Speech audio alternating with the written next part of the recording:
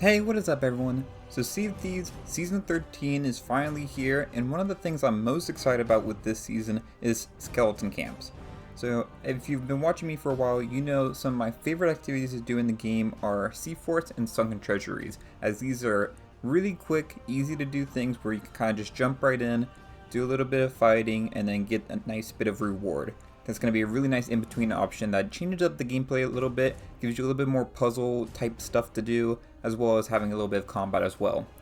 So I'm excited to talk about all of this in this video, and then if you're interested in any of the other Season 13 news, definitely check out some of the other videos I'll have linked around here.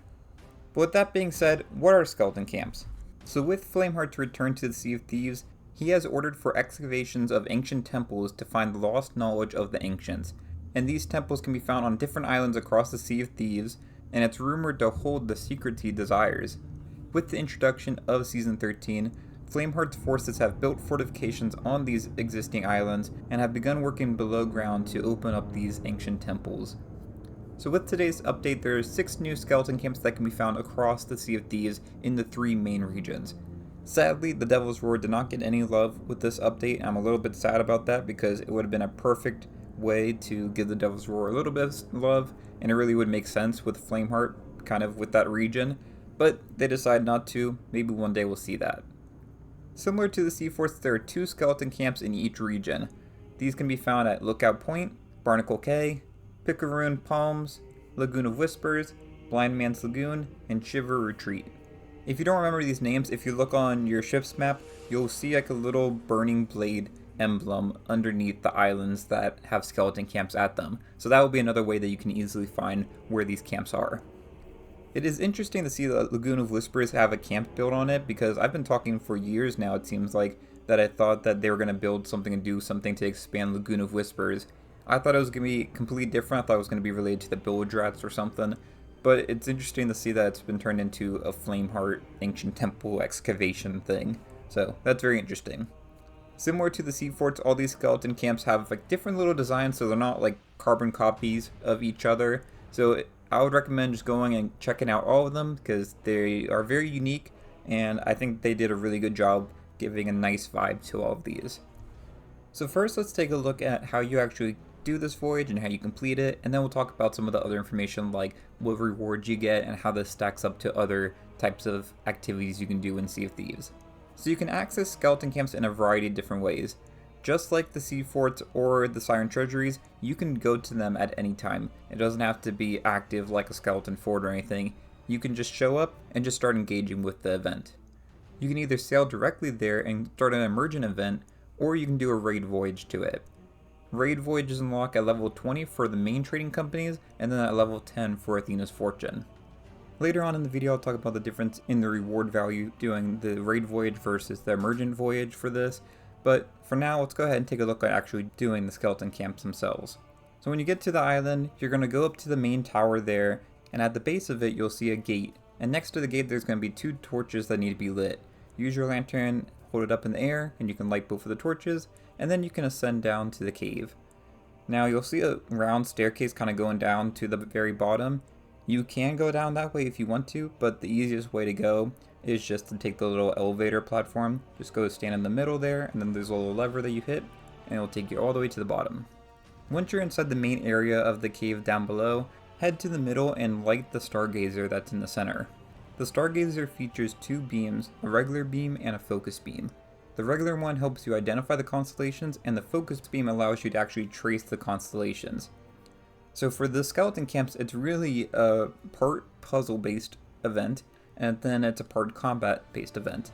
So for the puzzle part of this event, you need to use the stargazer to find the 3 constellations that are on the main gateway.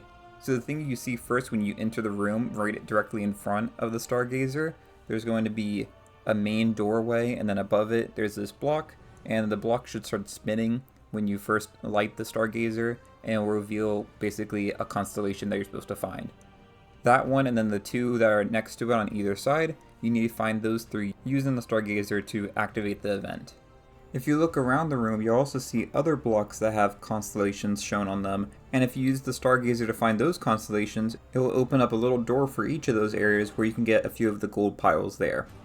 Takes a little bit of time. I'm not necessarily saying it's worth it. I would mainly just focus on the main 3 gates just because you're at a bit of a risk the longer you take down in skeleton camps. So it's really up to you. So with the Stargazer, you can use the regular beam to move around and you can see the image of it and find the one that matches the blocks above the treasury. Once you find the constellation that matches the ones on the blocks, what you're going to do next is use the focus beam, and on controller it's just holding right trigger, and then you want to trace the stars that make up that constellation. Now this is partly a memory challenge. It's really not that hard, but if you mess up, it'll basically clear it out and you just have to do it again. Just do that, try to remember which stars are part of the constellation. It doesn't matter what order you go in, and it should unlock that part. Once you find all 3 constellations, you have completed the puzzle, and then you'll find waves of obsidian skeletons start to attack you. Once you defeat all the waves of skeletons, the treasury doors will open. So now, inside the treasury, there are going to be 2 different types of rewards depending on the way that you engage with the skeleton camps. If it's an emergent event, so you just sailed to it and you didn't do it as a raid voyage, you'll find inside a orb of secrets, and this is the main prize of the skeleton camps, and it's worth 20,000 gold, so pretty good value. And then you'll also find a bunch of gold piles inside the treasury there. Definitely don't skip out on the gold piles because they actually do add up to a decent amount of reward. Now if you're doing this as a raid voyage, the Orb of Secrets does not spawn for the raid voyage, and instead you'll find company specific items similar to other raid voyages. Now when you do the skeleton camps, you might think that the rewards are very low for this event, because you only see a few treasures. Like with just doing the emergent voyage, you only find the Orb of Secrets in there and the gold piles. And then for the raid voyages, you'll probably only find 3 trinkets and a collector's chest. But this is actually a good thing, and the reason why is these treasures are very high value, but they can all fit inside that collector's chest, meaning you only have to take 1 trip back to your ship. So that's pretty nice. You're not going to have to take a long trip to basically haul treasure back and forth to your ship. So it's actually a good thing, even though it doesn't feel as rewarding as finding a big treasure haul, like say with the sea forts, even though the sea forts have been reduced in treasure with Season 11. So how does this stack up to the other emergent activities we have in the game, like the sea forts and the treasuries? So the skeleton camps really fit nicely in between both. So they're similar in length to the sea forts, but they require more risk than the sea fort. With the sea forts, you're above ground, so you can easily see if another ship is approaching, so it makes it a little bit less risky to do a sea fort. So for that, you're going to get a little bit more value from doing the skeleton camps because you're taking on more risk. But compared to the sunken treasuries, it's not as profitable, and it doesn't take as long as a sunken treasury. And one of the nice things with the skeleton camps is once you learn how the constellation puzzle mechanism works, it actually is really fast to do. I would say honestly, even though the skeleton camps are said to be similar in length to the sea forts, I think the skeleton camps are actually a lot faster than doing the sea forts, especially when you consider how long it takes to get the treasure back to your ship. So if you're looking for something that's really quick to do and a little bit different compared to the other activities in the game, I think skeleton camps are a great option to go for. But that covers everything you need to know about skeleton camps in Sea of Thieves. I'm really happy with this addition to the game, and I'm excited to start doing more of them. Let me know in the comments below, what do you think of this new emergent voyage? Are you excited for it, or are you not excited for it?